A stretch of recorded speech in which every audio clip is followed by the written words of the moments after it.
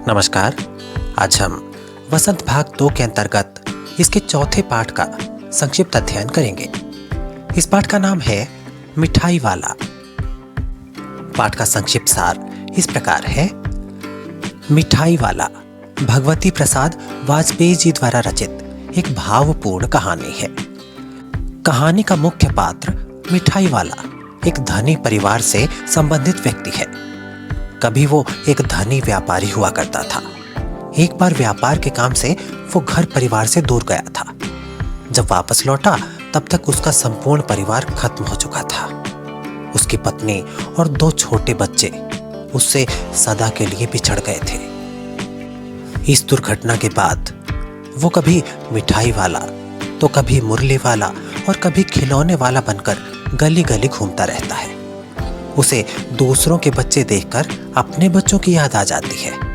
वो यही सोचकर संतुष्ट होता है कि संभवतः इन्हीं में से किन्हीं 2 बच्चों के रूप में उसके दोनों बच्चों का पुनर्जन्म हुआ हो। कहानी में सबसे पहले वो खिलौने वाले के रूप में आता है। वो अपनी मीठी आवाज में बच्चों को बहलाने वाला खिलौने वाला गाकर सुनाता था। उसकी आवाज को सुनते ही बच्चे, बूढ़े, जवान, स्त्री, पुरुष सभी आकृष्ट हो उठते थे। बच्चे तो उसकी आवाज सुनते ही खेलना छोड़कर उसे घेर लेते थे। वो बच्चों के छोटे छोटे हाथों से पैसे लेकर उन्हें सुंदर सुंदर खिलौने देकर चला जाता था। बच्चे भी उससे खिलौने लेकर हंसते खेलते हुए अपने अपने घरों को लौट जाते थे। राय विजय बहादुर के बच्चे चुन्नू मुन्नू भी उससे खिलौने लेकर घर आए। उनकी माँ रोहिणी इतने सुंदर खिलौनों को देखकर सोचने लगी कि कोई इतने सस्ते खिलौने कैसे दे गया। इसके बाद वो वहां कई महीनों तक नहीं आया। धीरे धीरे 6 महीने बीत गए। एक दिन नगर में मीठी आवाज में गाने वाले किसी मुरली बजाने वाले के आने का समाचार फैला। वो बहुत सस्ती मुरली बेचता था। वो मुरली बजाकर अपने मीठे स्वर में गाता था, बच्चों को बहलाने वाला मुरली वाला।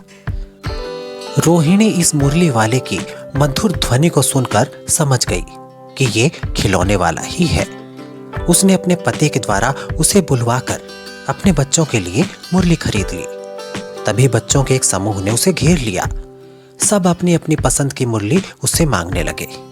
वो बच्चों की पसंद की मुरलियां देकर मधुर ध्वनि में गाता हुआ आगे बढ़ गया।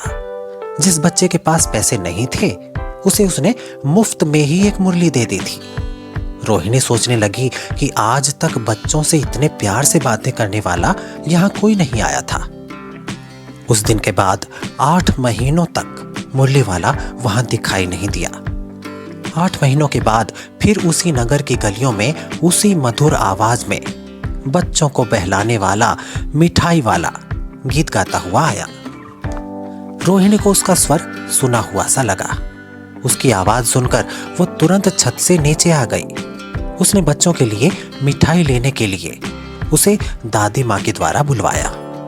वो रंग बिरंगी, कुछ खट्टी कुछ मीठी, जायकेदार मिठाई पैसे की 16 के हिसाब से बेच रहा था। उसने 4 पैसे की मिठाई दादी माँ को दे दी। रोहिणी ने उससे पूछा कि क्या वो पहले भी कभी यहाँ आया था। उसने बताया कि वो पहले खिलौने और मुरली बेचने के लिए वहां आया था। रोहिणी ने उससे फिर पूछा कि वो इतनी सस्ती वस्तुएं क्यों बेचता है। तब उसने बताया कि वो भी एक नगर का अमीर व्यक्ति था। उसकी सुंदर पत्नी और 2 प्यारे प्यारे बच्चे थे, परंतु अब उसका कोई नहीं रहा। वो अपनी पुरानी बातों और पुराना समय याद करके मन भरने लगा। वो कहने लगा कि वो इन बच्चों में अपने बच्चों की झलक देखने के लिए ही ये सामान बेचता फिरता है। इससे उसे संतुष्टि मिलती है, अन्यथा उसके पास पैसों की कमी नहीं है। तभी रोहिणी के बच्चे आ गए और उससे मिठाई मांगने लगे। वो चुन्नू मुन्नू को बिना पैसे लिए ही मिठाई देकर चला गया। उसने फिर से अपनी मधुर ध्वनि में वही गीत गाया जिसकी गूंज पूरे मोहल्ले में गूंजने लगी थी।